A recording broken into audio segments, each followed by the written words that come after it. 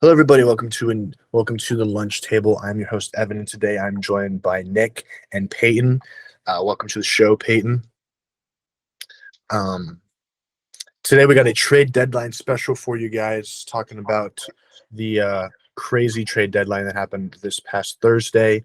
And before we start, just wanted to let you know, make sure to follow us on Instagram and TikTok at sport.talk, or sorry, at lunch.table.takes. And yeah, so I think first off, we should mention something that happened earlier this week was LeBron breaking Kareem's all-time scoring record. He broke that on Wednesday, or was it Tuesday? Tuesday. It was Tuesday. Tuesday. And that was obviously a super huge deal. So yeah, Nick, what did you think about that? Yeah. I was actually working that day, and that was kind of the topic of the night was LeBron going to break the scoring record against the Thunder? Because it would be like he needed 36 points, which is obviously like doable, but it's a fair bit. And they played Milwaukee 2 days later at home. I would think that a lot more people would be watching it just off rip because it's Milwaukee versus LeBron instead of the young Thunder team versus LeBron. But I tuned into it just because, like, if I didn't want to take a chance. And once he shot 60% in the first half, I was like, there's no way he's leaving this building without getting 36. So I was actually fortunate. I got my dad to wake up, and he came down and he watched it with me. And it was super cool. There's no understating it. It was history. It was sports history. There are very few times in your life when you see something as significant and as culturally impactful as what LeBron did on Tuesday. And I think it just speaks to the overall just insanity of his career. Like, he's been a 25-plus point scorer for every year apart from his rookie year. I think this is his 20th season, but I'm not entirely sure. Either way, he averaged 20. Yeah, his rookie year, he's been a 20-plus points per game scorer for his whole career. Yeah. Unprecedented longevity in the hardest era that the NBA has ever seen talent-wise. And it speaks to his just incredible greatness. We're never going to see something like this again in any sport, not just in basketball. And the day that he retires is going to be a very, very sad day, whether it be, who knows, on a Lakers team if they get Bronny, or if Bronny goes to like a G League team, because he said he wants to play with them. But it was incredibly special, and we'll see where it goes from here. Yeah, I mean, obviously, like you said, pretty much everything. Just one of those days where, like you said, you watched history happen, and I wanted him to kind of end it on a skyhook. Yeah, but I think if the Lakers were winning, he would have attempted it, but they were losing in that game, which is really funny that they ended up losing the game. Just shows the lack of like depth and role players the Lakers had at the time, but we'll get to that here in a bit. What's even weirder is how bad he was after he set the record. Yeah, he scored 2 points the rest of the game. Yeah, and him and AD were just awful to close that game. Like, I don't want to sound like a hater, obviously, historic moment in sports, but like the fourth quarter stats were like ridiculous. They were awful. Yeah, I mean, it was like a 90 to 80 game in the third quarter. 104 to 99 at the end of the third quarter. There was no defense played at all. Yeah, so it's a very bittersweet night for the Lakers for sure. In fairness, I'm sure at least 80% of the fans in attendance didn't care about the result. Once LeBron broke the record, the only person that cared was I didn't care. Yeah, I just wanted to see him break the record. Yeah. The only person that cared was AD. Everybody else didn't care. But yeah, it's funny. You said you woke up your dad, Nick. I FaceTimed my dad, and he was like, "Oh, I wasn't even watching." I was like, "How the heck are you not watching? How are you not watching that?" I know. So he wasn't watching it, but he turned it on after. My dad told me to wake him up if LeBron was getting close. And after LeBron shot 60% of the first half, I'm like, he's going to break it tonight. I'm just letting you know now. I would come down now while the game's in halftime, so I don't like risk missing anything. I also knew once he showed up in all black, it was over. I was gonna say after the first quarter, you kind of knew, or at least I felt like I did. But. But it was cool seeing all the people there. Like obviously, like his family was there. The moment when like Kareem like gave him the ball, that was a cool moment. Kareem was so upset. He was so upset. He was so mad. He swears he wasn't, but I feel no chance. You have to be. Well, yeah. 40-year-old record broken in front of your face. You have to be a little bit. Yeah. Like my dad said, he said, "I'm glad that like Kareem was like alive and like able to be there," which was like obviously like a cool thing for him, probably. But and did you see the picture that they took with like everybody had their phones out, and then they like did that one with like the Jordan's shot against the Jazz, and it was just like the two different eras. Just thought was pretty cool. Also, the first commercial break after LeBron did his interview, and that interview in itself was funny because I'm sure everyone's seen it, but I won't go into what happened. But if you've seen the interview, you know what I'm talking about. But the first commercial right afterwards, it gave me chills. Right, the Nike one? Yeah, the Nike one. Oh, it was so good. Yeah, I didn't actually see that. I think you can look it up on Twitter. It's like a minute long. Yeah, I'm sure I think I was like making dinner. Yeah. I didn't see it. But yeah, all of the videos were like super cool. Like there was one, it was just like every shot that LeBron has like ever made. Yeah, that one was pretty cool. Made. And then there was one, it was just like a kind of like a hype video, which I thought was pretty cool. But one thing that I saw, because obviously after that happened, like everybody was kind of just pulling stats up, and obviously, like Nick, you said that he's scored 20 plus basically, or his entire career. And one thing I thought was funny is he's played in over 1,000 games, and he scored under 10 points in 6 of those games, which I thought was pretty impressive. Crazy. It doesn't still have that streak of like double-digit points. That's still going on, right? In games he's played. I believe so. I think he like shattered the all-time record for double-digit points in a game in terms of games he's like played, but yeah, well, he has most records right now.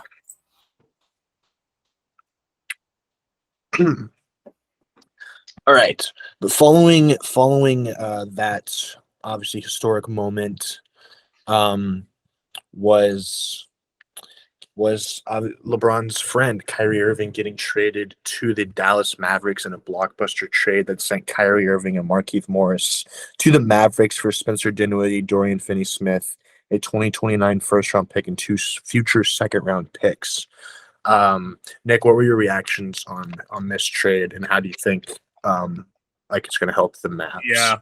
With the West being as wide open as it is, like before all the trades went down, I was looking at the standings in the West, and of the 10 teams that were in playoff contention, or in the playoffs at the time, I could genuinely see like 8 of them go into the finals. If everything were to work out for them, I think the only teams in the top 10 that I couldn't see were like Utah and like Sacramento in terms of making a run of the finals. But every other team, I feel like if everything went right for them, could have made a run of the finals. But then, health permitting, if everything went right for them. But then the Mavericks decided to just shake everything up with that Kyrie Irving trade. And everyone's been saying Luka needs help. He's scoring 45 points a game, and the next league scorer has like 12 points. Right. Well, now Luka's got that help. And say what you want about Kyrie Irving, but the fact is the man can flat out ball. Right. And Luka doesn't have to be the leading horse of that team. My concern with that is the players they gave up. Right. Dorian Finney-Smith is a very, very important role player. And who was the last person that they traded away? I know they traded away 2 players. Dinwiddie. Both those give like massive defensive help and massive rotational help. So as far as like wing defending, and you need someone who can kind of lock down a perimeter shooting guy that who knows that they have in the West. You've got guys like Klay Thompson, etc. And now we'll get to that later, but Kevin Durant. You need a guy with like a longer wingspan to be able to kind of make life tough on that guy. I'm concerned with who's going to fill that role for Dallas. But the Mavericks have put themselves in a position to run this Western Conference. If Luka and Kyrie play well, if they do what they've been advertised to do. Also, they're both very ball dominant players. Yes. So that is also a little bit of concern. They both need the ball in their hands to be the most effective. And Kyrie's shown that he can work as like a second man in the past, obviously with LeBron James when he was with Cleveland. But now it's kind of like they both want to be the reason their team is winning. And I don't know how that's going to affect them. But Dallas did what they needed. When you have a guy like Luka, you got to provide him with support. And they did just that with this trade. Yeah, my thoughts are really similar. I mean, obviously, like they kind of nuked their defensive depth there, getting rid of Dinwiddie and Finney Smith. But like, if those guys like ball really well together, I mean, make a run. It's hard to say it wasn't worth it for them. There's also the concern of if they don't make any noise this year, Kyrie can just walk. Yeah, that is true. Because he told the Nets basically, he was like, you either trade me now and get something in return for me, or I'm leaving in the offseason. Yeah. So that they didn't have to make a move. They could have made a run with KD and Kyrie, one last run, but Kyrie was gone anyways. So yeah. They're gonna have to score a lot because they're not a good defensive team at all. So it's hard for me to say that they're gonna make a finals, much less win one. But we'll see how much noise they make. That if they play the Suns, that'll be quite a matchup. yeah, for I hope sure. that happens. Especially with all the history that those teams have dating back to last season. Luka kind of just taking the soul out of Phoenix in that game 7. Phoenix wants blood. And That's one of the biggest meltdowns I've ever watched. I was so shocked that happened last season. Since 23-8. Yeah. That might be the biggest one I've seen. Ridiculous. A home game 7. Yeah. They lost by 40, didn't they? Yeah, I mean, and Luka scored more than their whole team. He scored as many points in the first half as the entire Suns team did. It's crazy. It's ridiculous. They got treated like children. They did.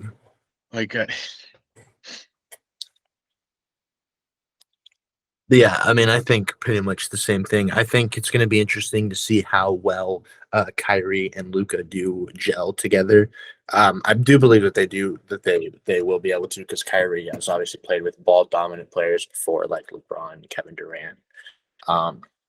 And so I feel like he's kind of accustomed now to working a little bit off ball. And plus, Luka's such a great passer that he can, even if he has to play a little bit off ball, I feel like he'll still be able to do it. But I do agree with both of you. I think this trade definitely hurt their defense, because obviously Kyrie isn't an all-world defender. Luka's not the best defender. I mean, other than that, you have Maxi Kleber and couple other guys, but I mean, Finney Smith and Dinwiddie were both huge for their defense, and I think they'll make a I think they'll have a good playoff run, but I don't think they're actually I don't see them as true contenders. I think they'll be a fun team to watch, but I think like you said, Peyton, that lack of defense is going to catch up to them come playoff time.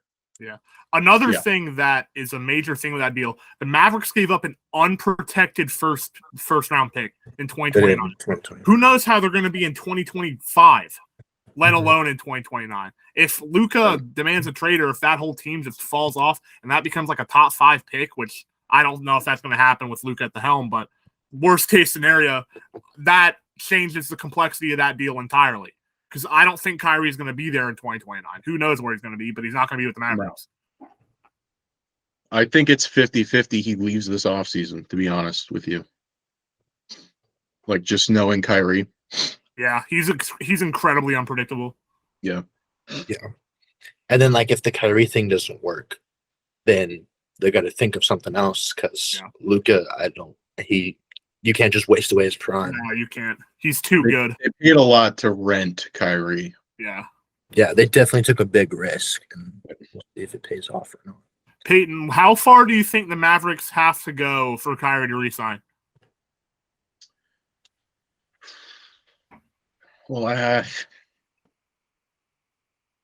least past the first round. Yeah, I would say so. I don't know. I would say if they They make it to the conference finals, I'd say. I think He's Kyrie will resign. definitely at that point. I don't think that'll happen though. I just don't see it. It'll depend on how it lays out because the West is so tight right now that Yeah, I mean, just depend on what the matchups are. they're not going to get swept or anything because there's going to be games where those two guys just go nuclear. Like it's always going to happen.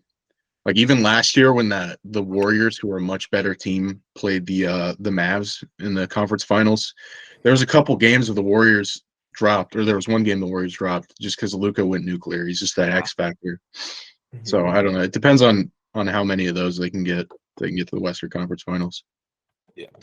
I also feel like it goes to like if they do make it out of the first round like fairly comfortably, I feel like it'll be how much Kyrie is actually involved and how he's kind of treated in that locker room and with like the front office. Because the biggest thing that we've seen since Durant and Kyrie have been traded was it sounds like the Nets front office was kind of they mishandled a lot of stuff. And so I feel like if Kyrie can get a place where he's feels a little bit of stability, then he might think twice about leaving again. Well, I don't know if Kyrie's ever felt stability since leaving the Cavs. No, he hasn't. Yeah, No. part of that's And his then- own doing, though. He also very easily could go to the Suns and join KD again. If that happens, I will be so upset. I think saying the Nets mishandled things is putting it very, very lightly. I don't know if you guys saw that that Kyrie quote that came out recently when he was talking about the KD trade. And he said, like, I'm glad he got out of there. Yeah. Like he sounds like he's talking about a war zone or something. And then he was also saying like we've been wanting out since year one. Like Yeah. so I obviously I don't know what's happening in there, but it doesn't paint the organization in the right light. Obviously Kyrie's tenure in the Nets is tainted with all of his off the court issues, and I'm sure that's probably unprecedented for them to like deal with that. But yeah, definitely doesn't paint the Nets in the best light for sure.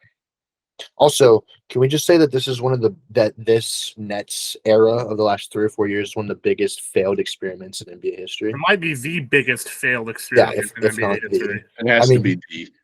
I can't think of another one. I mean, you have a team of KD, Kyrie, and James Harden, and they barely play together. And All in their primes too. It wasn't like the a far- wash like James Harden or Kyrie, like kind of like Chris Bosh was when he joined the Heat. Like all three of these players are in their primes. Like how you far should have won a championship every single year. The farthest they made was the Eastern Conference semifinals, where if KD's shoe was a half size smaller, they probably would have won the finals that year. But yeah, like you really can't blame like the Nets for doing that because obviously, like you'd think bringing in 3 All-Stars would work, but it just kind of a lot of stuff happened wrong, and obviously it was unfortunate. everything that could have gone wrong for them did go wrong. Yeah, and now they're reeling in the consequences. I think going for Harden was a very bad move in general. They got rid of a lot of their depth with that and got like marginally better. I don't know. Didn't really matter in the end though. Yeah, I mean they like sold their entire future, and then like for the Cavs got Jared Allen who became an all-star. Like Karis LeVert. And Karis LeVert, like they were just a throwing team, and so obviously with the Kevin Durant trade, we'll talk about in a couple minutes, they were able to kind of regain some of that draft capital, but yeah, they're in an interesting spot right now for sure.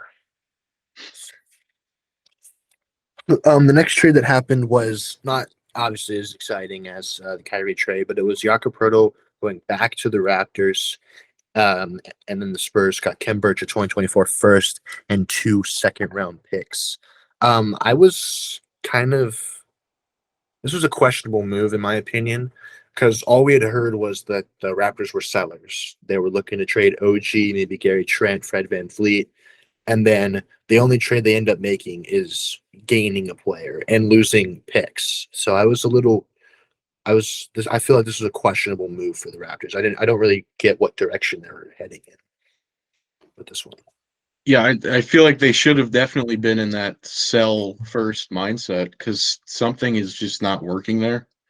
And they have a lot of pieces that have a lot of value that they could invest in their future and like develop alongside Scotty. So I think it's very questionable.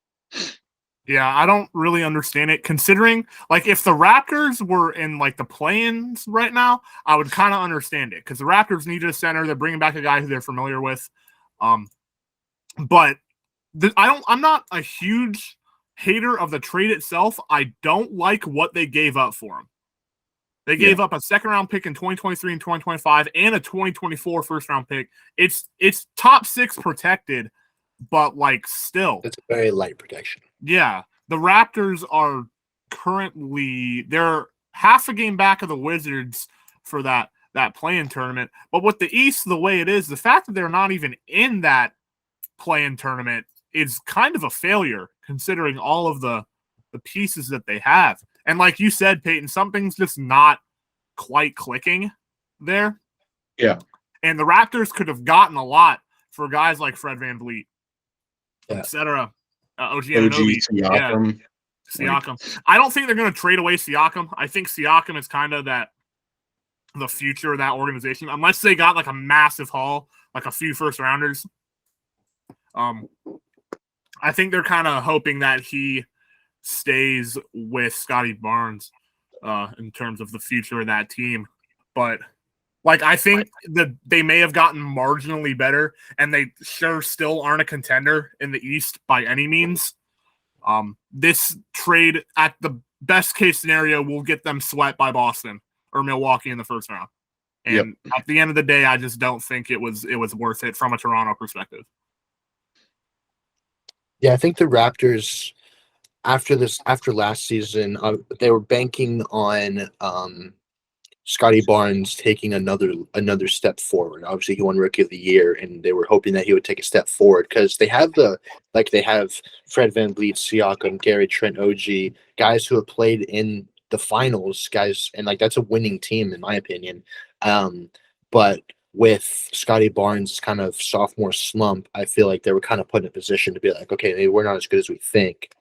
But then I just find it hard to believe that you couldn't get anything for a guy like Fred VanVleet or a guy like OG Anunoby who had big value from what we were hearing, and for them to really kind of just sit tight and make like you said, Nick, just a move that makes them marginally better. I didn't really see the point of it. And like if they do like miss the play-in and if they're planning on still trading all those guys like this next offseason, then that 2024 first round pick becomes so much more valuable. I think that the Raptors were kind of waiting. I think they might have overestimated the value of guys like OG and Fred VanVleet. Like they might have been expecting like multiple first round picks for either one of those guys and maybe like a first for VanVleet. But when no team was willing to offer it, they were kind of like panicking and they were like, oh no, what do we do? So they're trying to salvage this season in any way that they can. But sometimes you just got to bite the bullet. Didn't they want 3 firsts for OG? Yeah, or something crazy. Like, there's a lot of teams that would want to add him, but 3 firsts? 3 firsts. Yeah. I think that was the one to the Grizzlies was the 3 first round picks. Yeah. But I also think what kind of hindered their deadline was when KD was kind of in like trade talks. Obviously, like the entire kind of market stopped, and obviously OG was like one of the biggest names. So, yeah.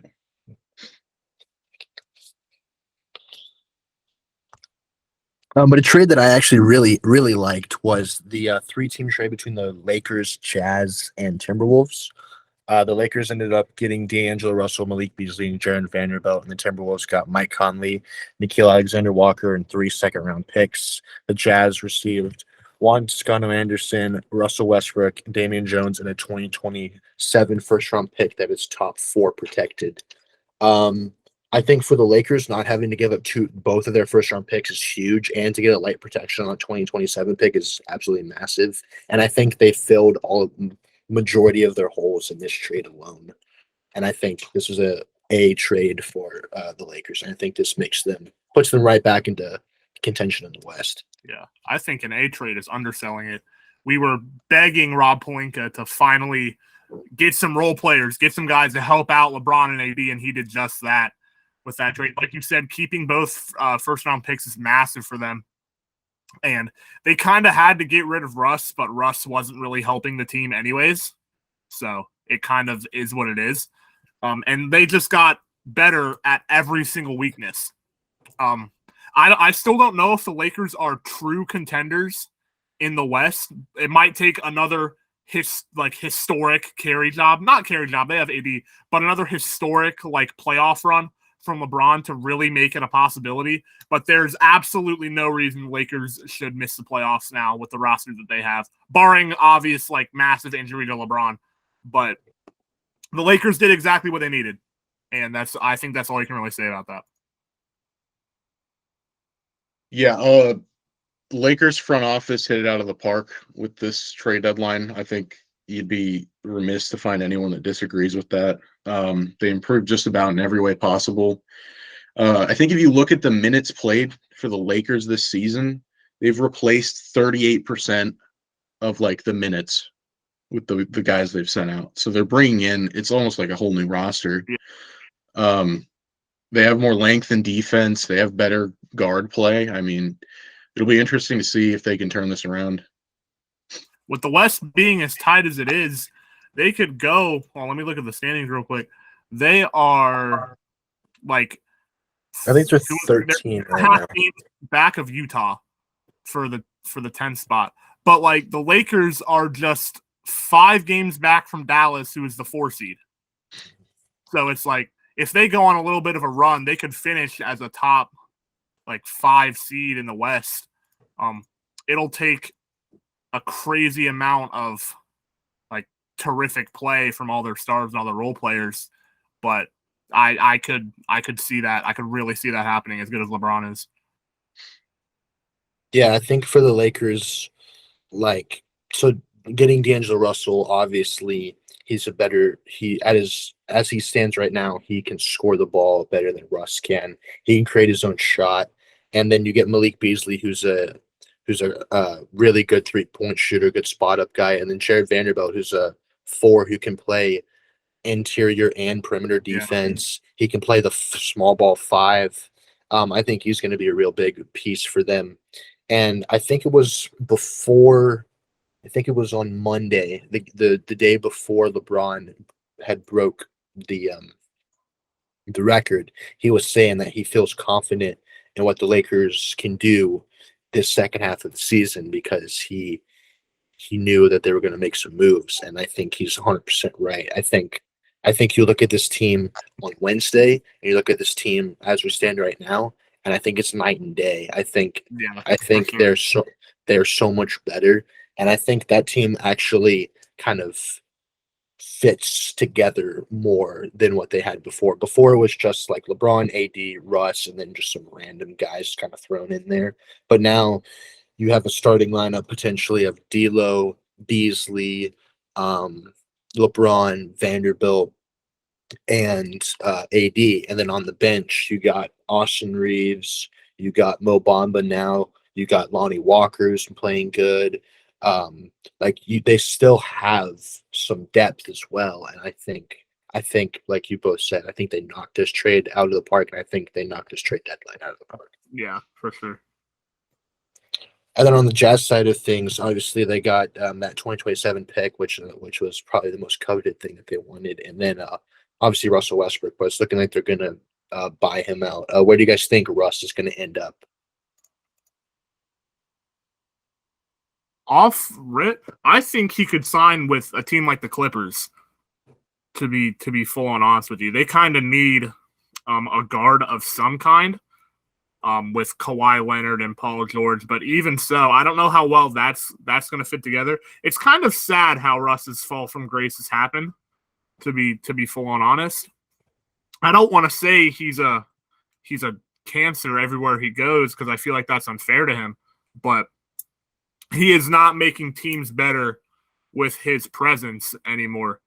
You can make an argument that at his peak, he was a top 5-ish point guard in NBA history at his absolute peak. And it's just kind of sad. But I could see him going to a team like a Clippers, a team that's right on the cusp of contending, but doesn't have a true guard of some sort. But it's going to be interesting to see if he gets bought out and where he is. I don't even know who would be interested in signing Westbrook. I guess I agree with Clippers. That makes sense to me. Yeah, I think it's between the Clippers and the Heat. I think the Heat have shown some interest because obviously Kyle Lowry has not been really what they have expected him to be. But I think the Clippers are definitely the front runner. I've heard Paul George has been in Russ's ear for a reunion between them. And I think, like you said, Nick, I think they're on that cusp, and they had a pretty solid trade deadline themselves. And I think bringing in Russ just to be a backup, I think will be fine. The thing with Miami is I feel like that organization is too smart to sign Russ. Like a lot of the people on that roster went to the finals in the bubble ring, and they were one game back from going back there last season. I would say that they've kind of underperformed this season, but I mean they're still 31-25, 6th in the East. They're gonna rise if the Nets take a step back now that they don't have Kyrie or KD. But yeah, I think that the Heat are still going to put some faith in Kyle Lowry considering the history he has had in the league, but it would not shock me at all if he went to a team like Miami as well. My fear is even with Russ, I still don't think the Heat can hold a candle to a team like Boston or Milwaukee in the East. In terms of a 7-game series, I don't think even with the Russ signing that they have the overall quality to compete with those two teams this season. Yeah, I think it's like it's Milwaukee and Boston, and then there's a drop off, and it's everybody else. Maybe Philadelphia, but James Harden might actually start performing in the postseason for that to become a reality. But I think the favorites by far are definitely, and maybe Cleveland. Cleveland might be able to make a little bit of a run, depending on. It's Boston and everyone else. If we're being honest, pretty much, yeah. I don't really consider anyone else making it out of the East right now. Yeah, I mean, I agree. Milwaukee's kind of my thing with that is that Milwaukee has the best player in the NBA right now. Say what you want about Jokic possibly winning his 3rd MVP, but Giannis is the best and most complete player in the NBA in terms of impact. And the only reason that Milwaukee lost that series last year is because Chris Middleton was hurt. I think if Chris Middleton plays that full 7-game series, Milwaukee beats them in 6 or 7 games. And maybe wins the finals as well, because I feel like they would have a better defensive capability to match up with the Warriors. But because basketball is such an individual-based sport, I kind of have to look at the best player more so than in like football or something in terms of who I would predict to win. I still think I would take Boston right now, but it would not shock me at all if Milwaukee were to come out of the East. Yeah, did you guys, speaking of Jokic, did you guys see he had like a triple-double at halftime a couple days ago? He's insane. Yeah, I saw that. I know that the NBA doesn't want to give him his 3rd straight MVP, but he might win it by default at this point. If the season ended right now, you'd have to give it to him. You'd have to give it to him. With the Nuggets being 1st in the West, you'd have to give it to him. Yeah, I mean, if he gets it for them being a 6 seed and he's playing better now and they're a 1 seed, he has to. Yeah, you kind of have to give it to him. Yeah, I 100% agree.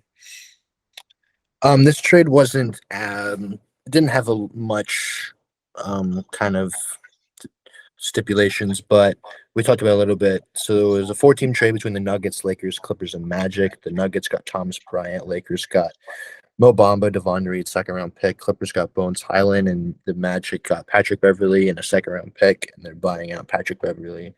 When I first saw this, I didn't get it for the Lakers side of things because I didn't know that Mo Bamba was obviously involved. I thought they just traded Thomas Bryant for basically nothing.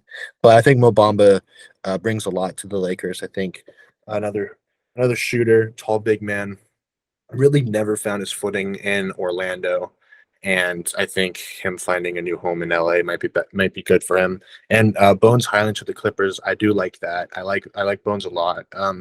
He's a really good scorer. He can score the ball at will. And I think obviously just having that punch off the bench could go a long way for the Clippers. Yeah, absolutely. This is another one the Lakers won. I think it kind of does sting to lose Thomas Bryant for them, especially with no AD playing or no AD playing well in sight. They also shipped Pat Bev out and upgraded their guard play in other trades. So, yeah. Yeah, I think the Lakers won that trade as well. Like you said, it hurts that they lose Thomas Bryant because AD's been very inconsistent. But Mo Bamba kind of fills that void or hopefully will fill that void that he needs. He's kind of got to perform a little bit better, but I think that's what the Lakers are hoping for. I also like the Bones Highland trade. I also really like him. I think he's one of the more underrated players in the NBA because of his scoring ability. Especially in this era of NBA, you kind of need a jolt off the bench if the rest of your guys aren't performing well or if someone's just getting locked down. And I think Bones Highland could be that for the Clippers. Additionally, I think the Nuggets having a good backup center is huge. Their bench is really bad. So that'll really help them out, I think. In terms of making a legitimate run towards a potential championship, that's also massive for them. Because when Jokic is not on the floor, they are just horrible. It's not anywhere near what they are when Jokic is on the floor. Mm-hmm. All right, shall we get to the big trade? Kevin Durant shocked the NBA world Wednesday night as he was traded to the Phoenix Suns along with TJ Warren for Mikal Bridges, Cam Johnson, a 2023, 2025, 2027 first-round pick, a 2028 pick swap, 2028 second, 2029 pick, and a 2029 second. Well, actually, that was technically a part of a 4-team deal that sent Jay Crowder over to the Bucks, and then the Pacers got some nobodies. But the big thing was KD to the Suns. Nick, what are your thoughts about that trade? Yeah. Obviously, it has huge implications. Yeah, it has completely shifted the dynamic of power in the West and maybe even in the entire NBA. The big thing for Phoenix was they were able to keep Ayton and Chris Paul in that trade. That was massive. I was stunned that they were able to keep both of them. Like losing Mikal Bridges and Cam Johnson is and Jay Crowder. Jay Crowder's one of the more underrated players. I really liked that he went to Milwaukee, but losing Mikal Bridges is obviously massive, but that's the price you got to pay when you acquire a guy like Kevin Durant. It is the most shocking trade I have ever seen at a trade deadline in my memory. It's not even close because, like, when is the last time a near MVP candidate got traded like this at the deadline? Yeah, the deadline. And on top of that, the team that got him didn't even give up any of their like star players. Yeah. I've never seen anything like this. It hasn't happened. No, I mean, unless I'm missing something, I don't think this has ever happened. Anything like this. It's hard to understate how impactful this was for Phoenix. The problem with it is that Phoenix has completely nuked their entire future. They've got about a 2-year window, I would say, to win a championship, or else it's a failure. Because after Chris Paul retires and they kind of move on from this, they will be stuck in the cellar for probably 4 or 5 seasons before they can start rebuilding. But I mean, I think the Suns are favorites to win the NBA championship now for this trade. My one problem with that is I don't know if they have the depth to match up with a Milwaukee or a Boston. I think they can take any team in the West now. In a 7-game series, I think they beat any team in the West. My problem is if Milwaukee or Boston come out of the East, I don't know if they have the depth top to bottom off the bench to keep up with some of the role players that those two guys have. But KD to the Suns is absolutely huge. Yeah, I mean, health permitting, make no mistake, this team wins at least a championship. I don't think that's ridiculous to say with this roster. So I don't know. We'll see, though. I don't know. They should. If they don't, it's a failure. Like I stated previously, if they don't win at least one championship, it's a failure. It's hard to say they won't win at least one. Yeah, I mean, it's ridiculous the amount of scoring and they have. Yeah, they added the greatest pure scorer in NBA history in terms of its floor as a scorer. It's hard to find better players than Kevin Durant. The output that they're going to have offensively might just be too much to overcome, especially in the West.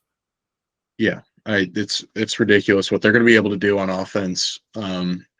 Unprecedented. Yeah, it's gonna be cool to see.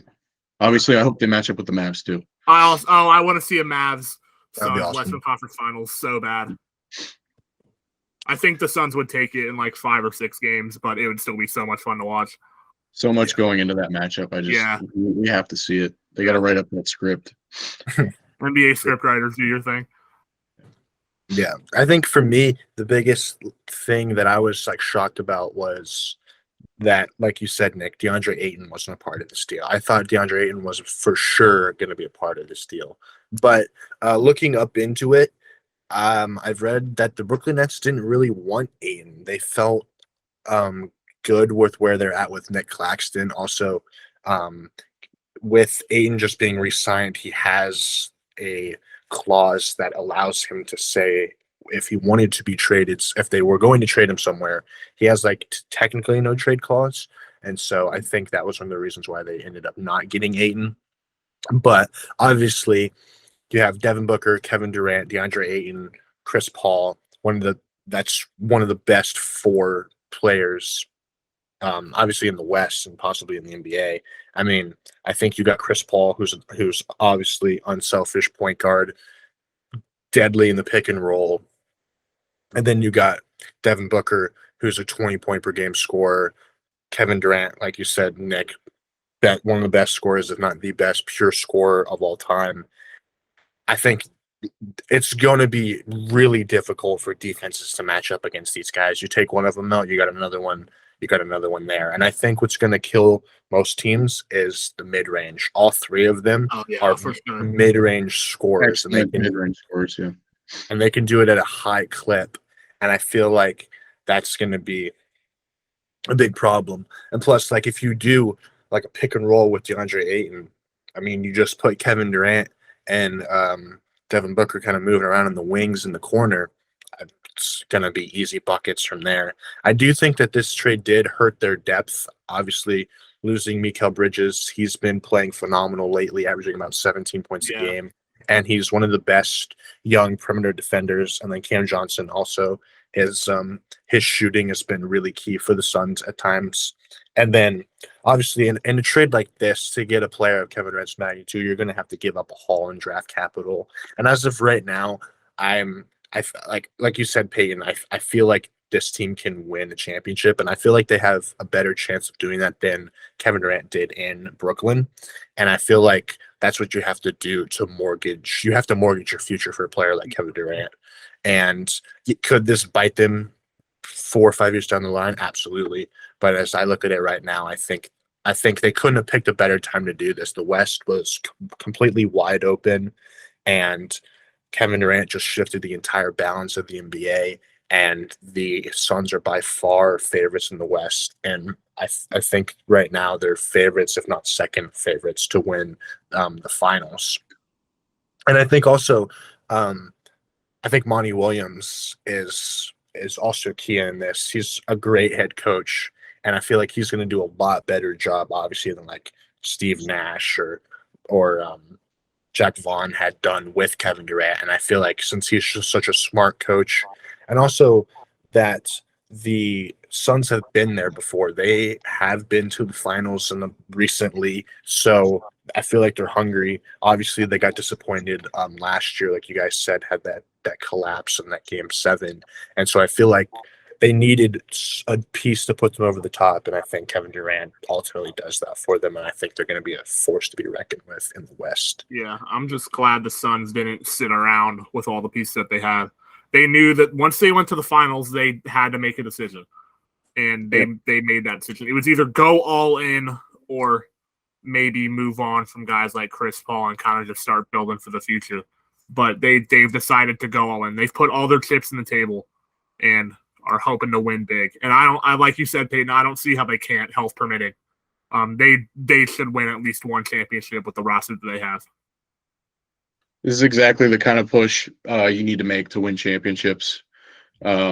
This saved them from years and years of being just pretty good. Great move by them. Yeah, one thing to note is they just got a new owner, I think last month or somewhere here recently. And obviously he wanted to shake some things up, and he did just that. Also, one thing that I heard somebody say, the Utah Jazz, the Minnesota Timberwolves gave up a similar package for Rudy Gobert. That's crazy. At least draft capital wise and probably player wise. And then looking back on that, they could have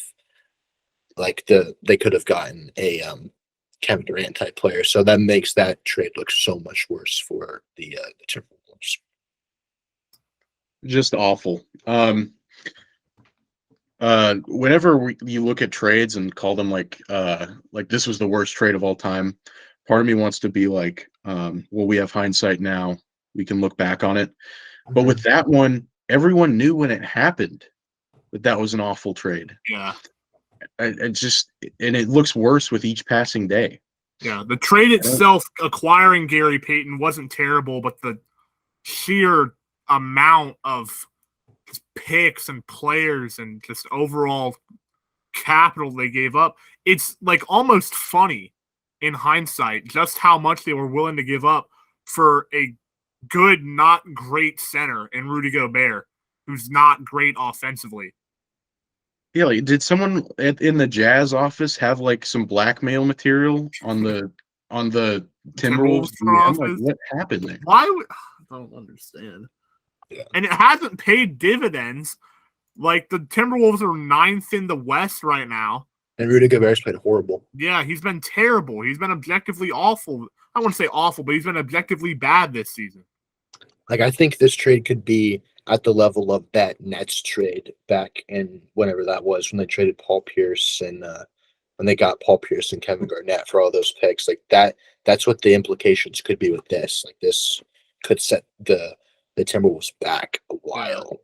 And like, obviously, like, to look back, like, you could have gotten a Kevin Durant type player and you chose to get Rudy Gobert when on top you already had Karl Towns. Like, yeah, I agree with you, Peyton. I think once when the trade started, everyone was just like, what? Like, why would they do that? Yeah. And another thing with the Suns trade is they ended up flipping Jay Crowder to the to the Bucks for, I think it was roughly 3 or 4 second-round picks. And I think this kind of gives me PJ Tucker vibes, kind of what the Milwaukee did in 2020 or 2021 when they went on when they obviously won the championship. Just getting a guy who can play defense, shoot at the 4, I think really going to be a glue guy for this team. And I think it was a necessary move, and I think it was. Yeah. I think it's going to ultimately pay off pretty well for the Bucks. Yeah, they needed a guy like that to really compete with Boston. I hate that I'm saying this over and over again, but like we've alluded to, the East is Milwaukee and Boston, health permitting. Like that, barring a massive, massive upset, that will be the Eastern Conference Finals. And both those teams are kind of gearing up to play one another. And Milwaukee's going to need a guy like Jay Crowder, like you said, can play defense, shoot from the 4. And that's massive for a team that I would say that was Milwaukee's biggest weakness. Before we move on from this trade, I want to look at it from the Nets' perspective of things. Obviously, losing Kyrie and Kevin Durant in a 2-day span obviously completely reshapes the way that you look forward in the future. And obviously, we talked about it a little bit earlier. They had lost a lot of their draft capital in that James Harden trade, and they regained a good amount of it back in this trade here. But there were rumors that they got offered 3 or 4 first round picks for Mikal Bridges and Cam Johnson, and they decided to stick with them because they believe that they can truly not contend, but they can sneak into that play in and still be a solid team. And do you guys like that approach, or do you think they should have just blown it up entirely, got as much draft capital as possible, and converted to full rebuild? I think they should have committed to the rebuild, to be honest. They got a lot of good young players. I like Claxton. I like Cam. I think they definitely should have gotten rid of Mikal for multiple firsts. I didn't hear about that, but I don't see why they wouldn't go for that. I don't know what the point of just like being an average team is for them right now. I think they should just rip the Band-Aid off and get a bunch of draft capital. I think the only reason that they want to be semi-average is because their picks convey to the Rockets for the foreseeable future. So just to kind of make those Rockets picks look a little bit worse, but that's the only explanation I can come up with. I guess so. Yeah. Yeah, I think the Nets. I also didn't hear about that. I think that once they got the people they got in the Suns trade, Mikal Bridges and whatnot, I think they were obviously looking to flip them.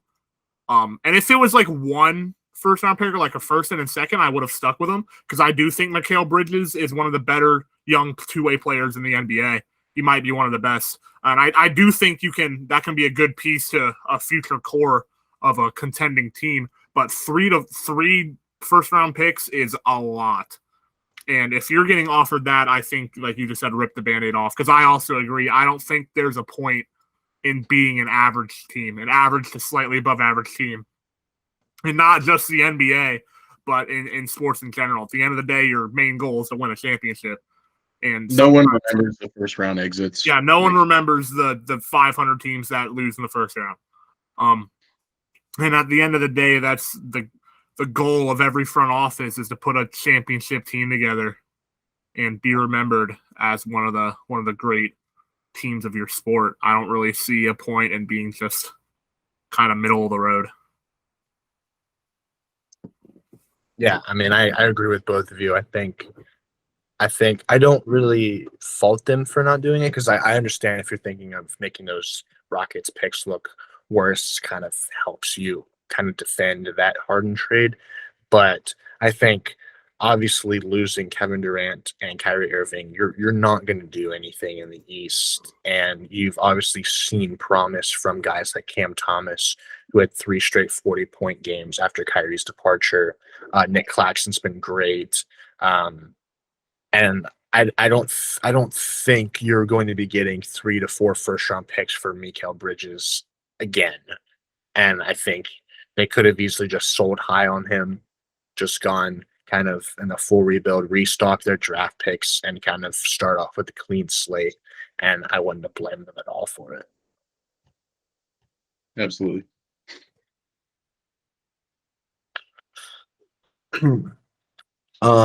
Also, one thing, Kevin Durant hates when the NBA is balanced. Oh yeah, for sure. Cannot stand it. He has to shift the balance of power. I'm not gonna get on him too much for this because he didn't really decide where he was going. He listed Phoenix as he did a little bit. He listed Phoenix as his top priority. He requested a trade to Phoenix. Yeah, private. He did that last season. He was like, if you all are gonna trade me to Phoenix. But Yeah, I'm not going to get on him for this as much as I would when he joined Golden State because Obviously, that was, I mean, I could go on for hours about the Nothing he could do could compare to that. No, I can go on for hours about the effects that that's had on the NBA and just sports in general, and they're all negative. For context, they're all negative. But even if he wins, like Kevin Durant is a necessity for this Suns team to win a championship, not a luxury like he was with the Warriors. If the Suns win a championship, Kevin Durant will be the reason why. And I think that says a lot more about him and his legacy than his rings with Golden State and that team does. yep, I agree. Next trend I want to briefly touch about is, well, this one actually might not even go through with recent stuff that's been kind of coming up, but the Pistons were in a 4-team trade. They got James Wiseman. The Warriors got 3 second-round picks and Gary Payton. The Hawks got Sadiq Bey, and the Blazers got 5 seconds and Kevin Knox. But this trade is in jeopardy as it is right now because Gary Payton has a core injury that he did not tell Golden State about, which could silent him for about 3 months, and he did end up failing his physical, which obviously kind of throws everything for a loop. So they have till Saturday tomorrow to rework something or the trade's off. So, but as it stands, we'll talk about it for just a little bit. Obviously, the biggest piece is probably Sadiq Bey going to the Hawks.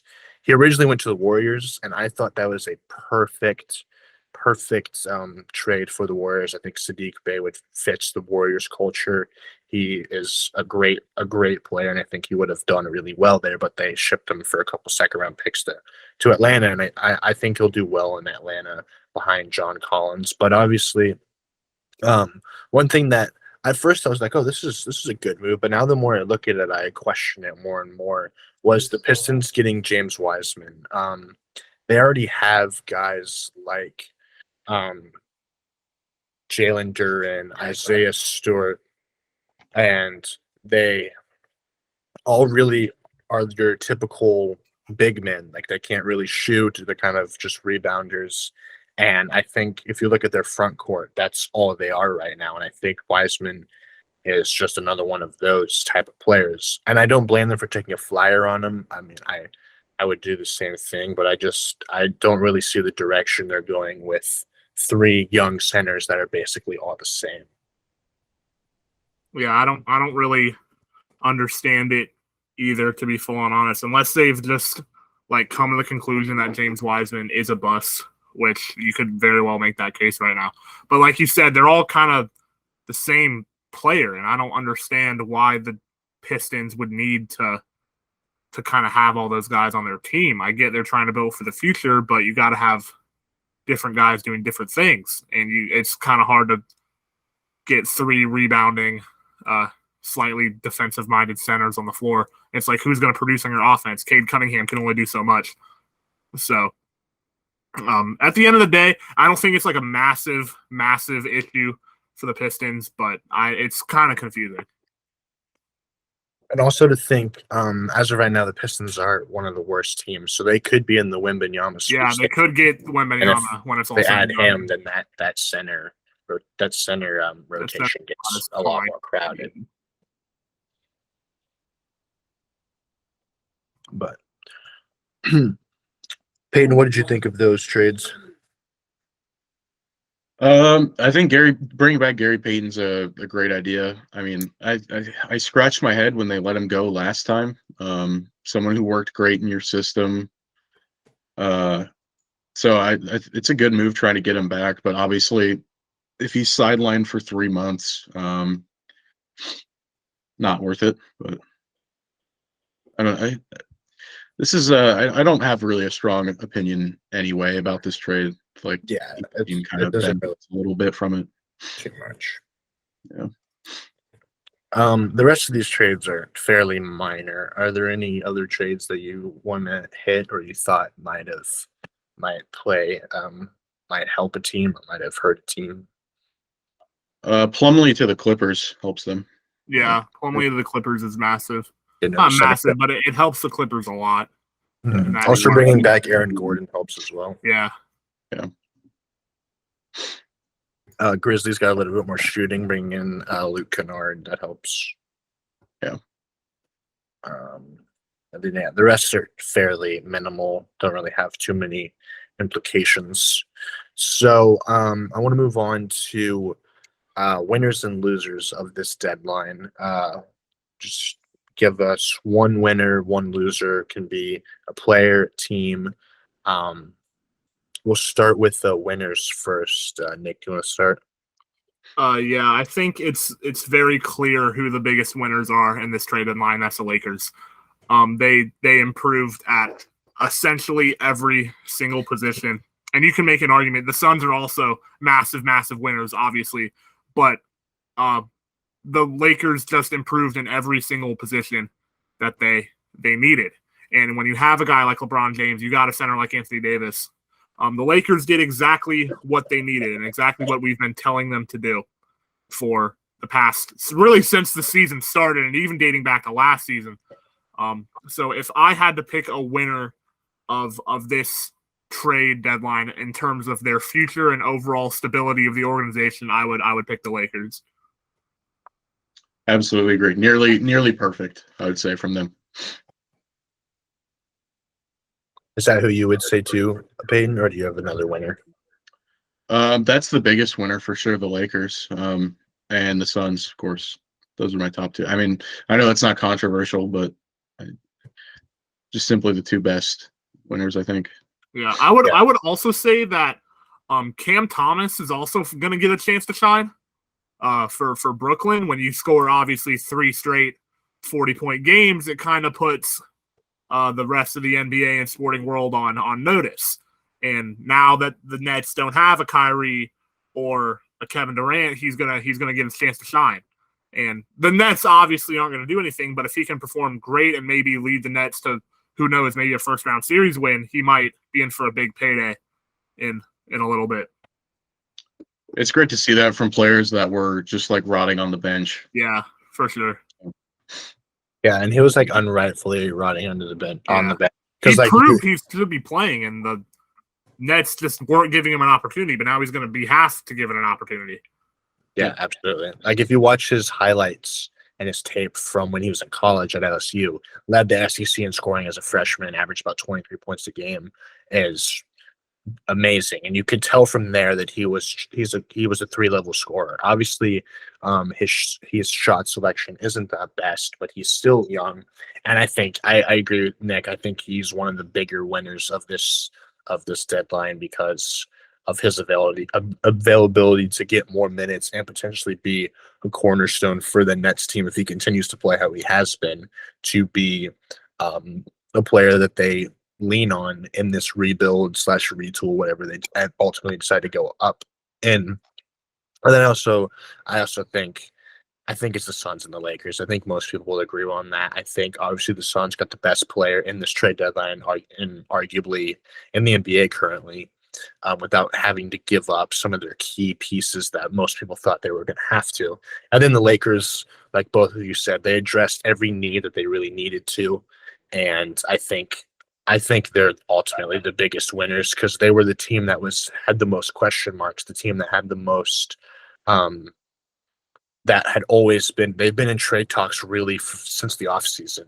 And I think Rob Pelinka delivered. He kind of made up for that bad Westbrook trade, and I think he definitely made up for that. And I think the Lakers got significantly better, and they needed to. If the West looks like it does now, and Lakers don't make those moves, the Lakers were in big trouble. If the Lakers really wanted to make a run at the West, they need to do exactly what they did. I still don't think they're really a top 3 team in the West, but barring injury, they could make a run. For sure. You have to mention the Clippers also. Clippers did well. They definitely won. Yeah. Yeah, I think what happened was obviously once KD got traded on Wednesday, like Clippers, Lakers, Nuggets, all those teams were like, all right, we got to do something now. And I think, like the Clippers, I think they did the best at that. and they brought in some key pieces. Now on to the losers, Nick. Who were your biggest losers? Yeah. My biggest losers are actually Ja Morant and the Memphis Grizzlies. I feel like every other team in the West that they were kind of contending with got better, and the Grizzlies just didn't do anything. And depending on who Memphis plays, they might not even make it out of the first round. And Ja Morant I liked Ja Morant a lot, but he was saying he didn't need help in the West.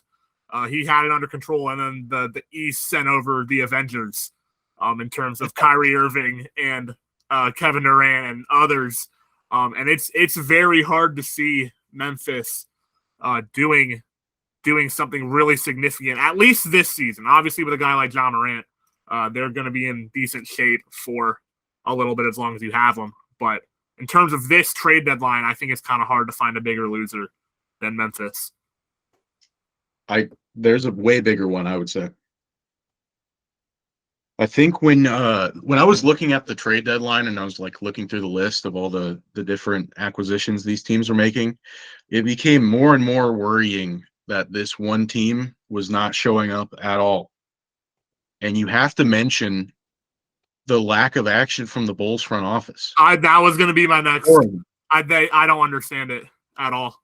I think you have to have that as the biggest loser. Yeah, I would probably have them too. And I'm a Bulls fan. And it's just like, what are we doing this season after an objectively positive season last year, despite them hot start kind of falling off after the Lonzo injury? I would say last year was an objectively positive season. They were 6th seed in the West. I mean, they lost to Milwaukee, who I've said it before would probably won the finals had they had Chris Middleton. But like, Lonzo still hasn't returned from injury, and this season has been an objective failure from all accounts. Zach LaVine has not played horrible, but nowhere near his max contract, and they just kind of sat around and did nothing. They're kind of in a similar situation with Toronto, where best case scenario now they get swept in the first round. So it's like I don't understand that at all either. Yeah, I mean, I saw some reports they were looking to maybe shop LaVine. That obviously didn't happen. And right now they're sitting ninth in the East. And like you said, they didn't really do much to get better. And I do feel like that they probably should have. Yeah, they're a game out of not even being in the play-in, which is a colossal underachievement considering how their season went last season, even without Lonzo. They're another team that has to just rip off the Band-Aid because all their assets are depreciating, and it's just not working. Yeah, I mean, like, their biggest assets right now are LaVine, Patrick Williams, but Patrick Williams has been underperforming lately. Obviously, Lonzo has a knee injury that doctors don't really know why. He's still feeling pain in his knee, and doctors are like, why is this still happening? Which is very discouraging for Bulls fans and for Lonzo as well, because he was playing well. But yeah, I mean, there were also some talks about maybe shopping around Caruso and stuff, but I feel like the Bulls, they did a lot in a short period. They got Vucevic. They were big spenders in the offseason, and it really just hasn't panned out the way that they thought it would. And with them not taking the opportunity and selling high on the players they do have, could end up costing them once they do end up moving on from them for a significantly less price due to the level of play that they have been playing at. For me, one of the biggest losers was, I think the Grizzlies were one of the biggest losers, and as well as the Raptors. I think for playoff implications, I think the Grizzlies, the West got better. They didn't. They needed some perimeter defense. They needed some more shooting, which they got. But obviously, I think they went from the second or third best team in the West to the it might not even be top 5. Yeah, if we're being honest. Yeah, so I think Pelicans. Yeah, I mean Pelicans. Yeah. So I think they definitely needed to make a move, and I thought OG Anunoby was 100% going to be a Memphis Grizzly by Thursday, but that obviously didn't happen. And for the Raptors side of things, Kind of like you said with the Bulls, just needing to rip the Band-Aid off. I mean, being talked up as sellers for the entire week and having those assets and only making one trade that didn't really help them much. And I think that's I didn't really understand that. I think they should have just sold high on guys like Van Vliet, Gary Trent, OG Anunoby, and I feel like there was a market for them. I feel like there was never not a market for them. I feel like there was. Maybe their asking price was too high, or they just didn't find anything that they liked. But I feel like that was one of the more questioning ones. And also, just as kind of a joke, but I think John Wall is also a big loser. Oh, yeah, being for shipped sure. back to Houston after he just recently said that Houston was one of the worst Yeah. franchises. He objectively hated his time in Houston, and they were like, "Well, that's where you're going again." He's Yeah, gotta be. I would be pissed if I was him. Yeah, they kind of just gave him the middle finger and sent him back to Houston. Also, one thing about the Bulls that I heard is Karnisovas was in a press conference like shortly after they actually got blown out by the who was it? They lost to a really bad team on Thursday. And he was like, they lost to the Hornets on the 26th. Yeah, by 15. And that was they lost by a pretty good. And he was like, yeah, like I just didn't feel like we needed to make a move. Like I didn't see any. Actually, no, he said like I feel like we're in a good spot right now or something like that. Like he said something stupid. And obviously, like, what Bulls team are you watching? Yeah, the season's been pain in terms of from a Chicago Bulls perspective. I'm not gonna sit here and pretend like there is a whole lot of bright spots in terms of this team and where they're going. Yeah, that's all I can really say about that. It feels like everyone but the Bulls sees that it's a sinking ship right now. Yeah, I agree. I thought for sure Levine was going to go to like. Once I saw that the Knicks and Bulls were in trade talks like 2 hours before the deadline, I was like, all right, Levine's probably going to be a Knick. Yeah, but that didn't materialize. But yeah, I think overall this trade deadline was one of the most, if not the most exciting trade deadline in NBA history. It completely changed the landscape of the NBA. And with kind of football ending here this weekend, I think it's exactly what the NBA needed. I think me personally, and I don't know about you guys, but I'm more keen to watch what's going to happen now because of all these moves. Like I'm going to be intently watching the NBA a lot more. The NBA just got a whole lot more interesting now. For sure, especially those West playoffs. I mean, it's boy, you best believe I'm going to stay up till 1 a.m. watching some of those games. Yep.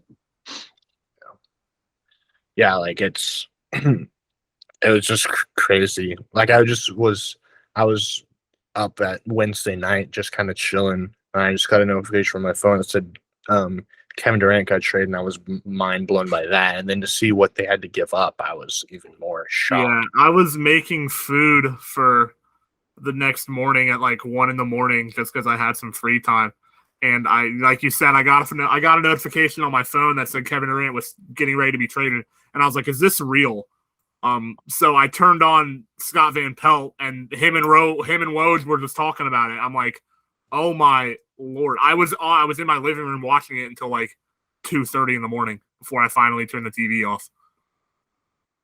Absolutely bananas. I was also making food when that happened, and I got a text in all caps from my roommate, KD to the Suns, and I couldn't believe it. It's crazy. And then when I saw what they had to give up, I mean, it's a haul. It's a haul for sure. Mm-hmm. But I promise you, if the Suns win a championship, they're not going to really care about it. Absolutely not. No. Yeah. I just thought it was funny that I feel like a couple people, like half the people saw it that night, and then the other people just woke up to this absolute my dad was sleeping, and he woke up and he texted me. He was like, "KD got traded to the Suns," and I didn't see it for like 4 or 5 hours. And I was like, "Yeah, did you not hear about that?" He was like, "When the hell did that happen?" And I was like, 1 a.m, and he was like, "Oh, okay, that makes sense." I don't know. Also, one thing I forgot to mention was another one of my losers was I feel like the Sacramento Kings kind of I think they lost in this. They didn't do anything to bolster their roster. Obviously, most people didn't think that they were going to make a playoff run, but as we're sitting right now, they're the 3 seed in the West, and I think they dropped to 7 or 8 after this, and Yeah. they didn't make any really moves to kind of do anything to kind of keep up with what the West was doing, and I think that obviously kind of hurts them. The only reason I wouldn't say that the Kings are a loser is because I don't know if anyone really expected them to be where they are at this point in the season. Yeah, It's true.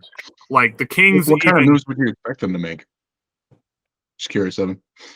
I mean,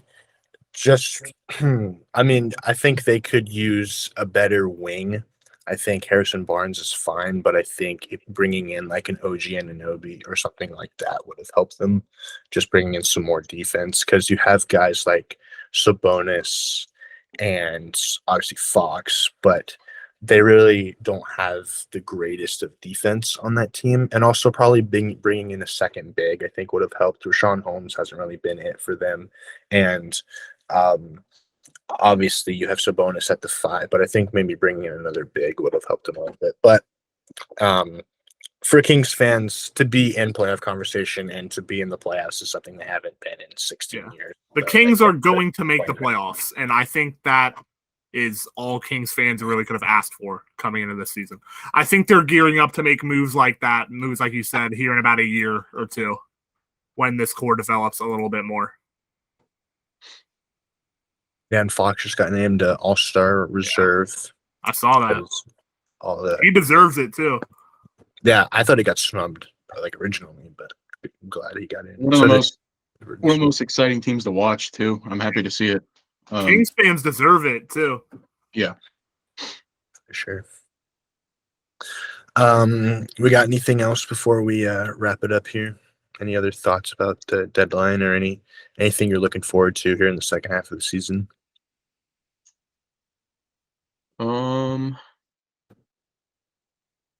Scrolling through, not really. I mean, I think we covered all of it. Yeah. Yeah, I think we did. One for the books.